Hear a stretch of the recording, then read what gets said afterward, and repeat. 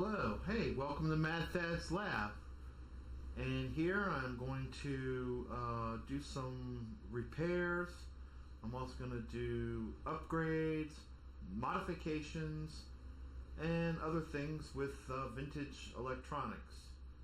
So today what I'm working on is a Wells Gardner D9200 CRT tri-sync monitor chassis.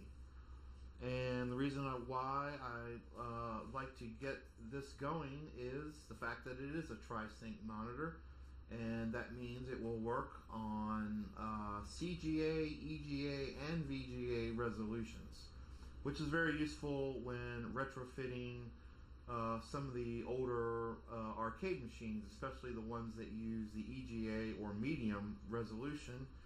Those particular monitors run at around 25 kilohertz horizontal frequency, which is not that common. They won't work with any of the newer LCDs without a converter board, and additionally the aspect ratio is wrong on the LCDs for the larger sizes. So it's always nicer to get the machines going with an originally sized monitor. So I originally, this is put together with pieces from multiple different monitors actually. And this chassis I had going with its original CRT a few months ago. It had a couple of issues. It was dead when I got it, and basically I had found that this FET here, which is part of the horizontal driver stage, was open, and the vertical output IC here was shorted. And let me just get a closer look here and get a better view of that.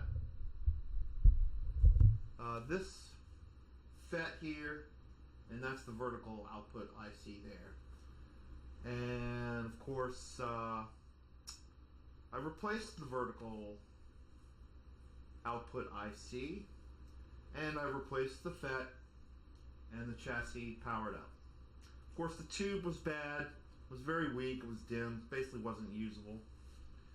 And I went ahead and I removed the yoke from the original tube, and there's a picture of the yoke. And unfortunately, this is what they call a bonded yoke. And you basically have to destroy the CRT to get it off. It doesn't use a clamp to hold it on, and it is converged at the factory. I'm not exactly sure how they do it, but I read somewhere that it's done, it's computerized, and it's not changeable. So pretty much useless as far as retubing another CRT, say I've got one out of a TV or something. So ultimately, I found this CRT here, and this is out of a U3000. It's a different monitor. It was missing the chassis. It actually had a chassis and a power supply over on the side. It was a two board monitor. So I thought, well, hey, I tested the tube. Tests fantastic. Tests like new condition. So I'm like, this is an ideal candidate for a retube. So what you'll notice on this, and we'll see if I can get up here closer, is this guy's also, that right there is what you call a bonded yoke. You'll see there's no clamp on it to hold the yoke in place, and this ring around here is what they magnetize to actually do the convergence. Most monitors will have an assembly like this on the end, and then you move the rings to do the convergence. So I really don't like the bonded yokes, but since this CRT tests like new, I'm like, okay, well, let's go ahead and see if we can use it. So the first step to do that was, of course, to see if it's compatible. So what's very important in choosing a yoke for compatibility, especially with the higher scan rates, it's a little bit more forgiving on the lower frequency monitors, the 15.7 kilohertz scan rates, but on the medium and the VGAs, it's more critical. So first thing you want to do is you want to test the inductance of your yoke. So basically I'm going to get set up here, and let's move the camera over and I'll show you how to do that. Pretty simple.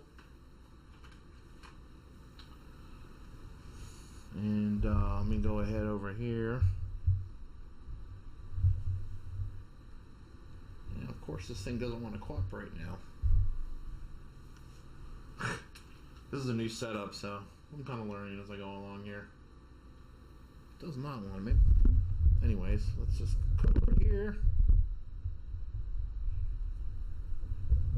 Oh, there we go. Alright, so I'm kind of focusing on the meter there. So what I have here is an inductance meter, and there's my yoke. So there's basically two windings on this. There's a horizontal winding and a vertical winding. So let's turn this guy on. Hopefully that will show up. Yeah, I guess you can see that. Alright, so first thing I want to do is I'm going to test the horizontal. Horizontal is usually the red and the blue. So let's just go on here, put my meter on this.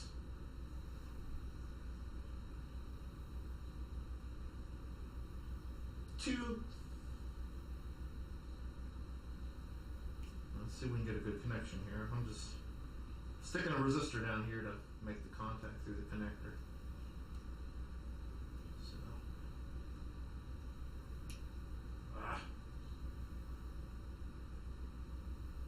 that's about 240 microhenries. Okay. So now let's come over and do the same thing on the U3000 chassis. Now the connector actually is broken on this one, or maybe it originally was split in two. Some of the monitors use different connectors. So let's go back there. And I'm in the way of the camera. Alright, now I'm checking the one that's actually on the U3000 chassis.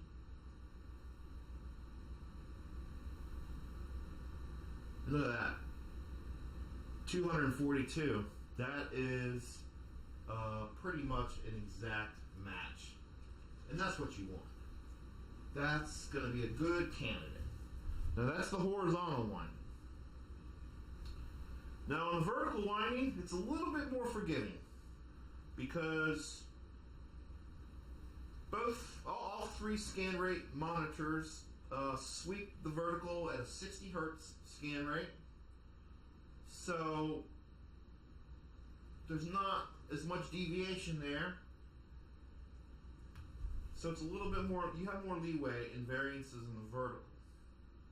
So let's check the D9200 vertical winding. And we got 4.84. Let's check that again.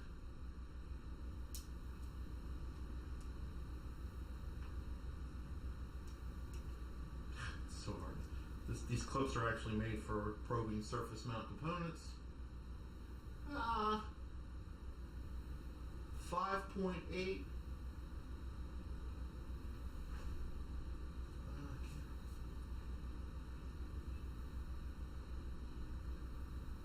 5.8. Okay.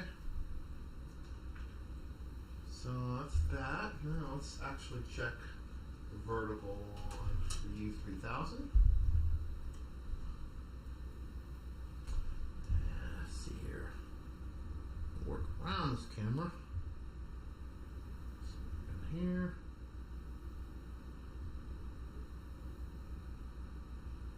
So it's different. 6, a little over 6. So the vertical is not an exact match. So I'm suspecting that we will have problems with this. Plug this vertical back in.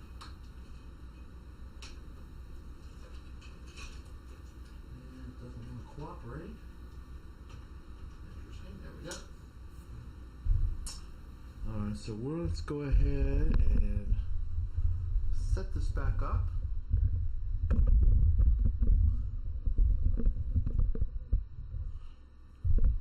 what I'm going to do now is I'm going to reassemble this.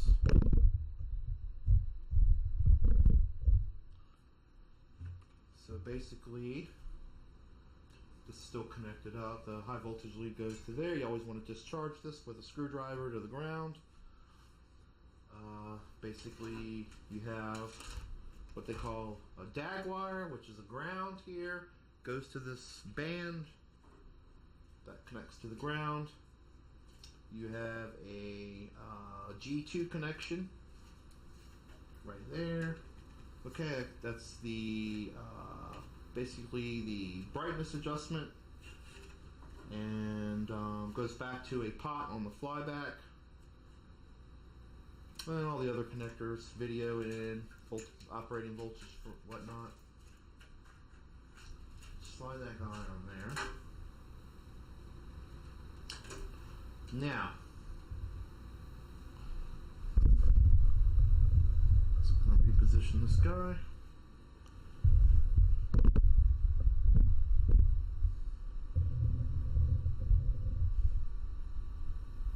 Now one more thing. I actually had this chassis powered up after I swapped it over, and I was in the middle of testing things and it died on me. And man, I was like, man, these things are really flaky. And I was probing around, and I noticed that I had lost it. Basically, the chassis was dead, no high voltage, and I was not getting any output pulses on the horizontal output chip here. This right here is the sync chip, and it was getting 12 volts, no output. And I put my finger on it while it was running, and it was hot. So the chip it decided to go. So anyways, I put a new chip in it, and we're ready to power the monitor on. Everything's hooked up. Okay. And over here, I have a pattern generator. Okay. And I'm using that to generate my video signal. So, let's go ahead and power this thing on and see what happens.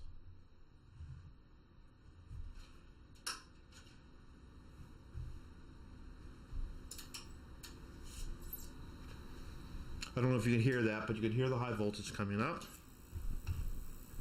A little buzzing noise, that's probably the vertical circuit. I'll zoom out a little bit and I'll see what we can get here on the front. And nothing. So, let me pause this.